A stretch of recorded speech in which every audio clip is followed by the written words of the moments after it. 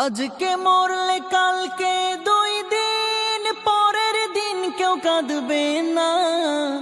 যাদের জন্য করলা কামাই মরলে তারা চিনবে না। আজকে মরলে কালকে 2 দিন পরের দিন কেউ কাঁদবে না।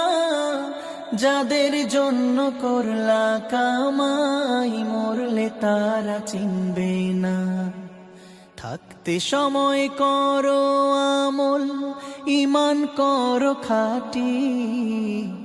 থাকতে সময় করো আমল, ঈমান করো খাঁটি।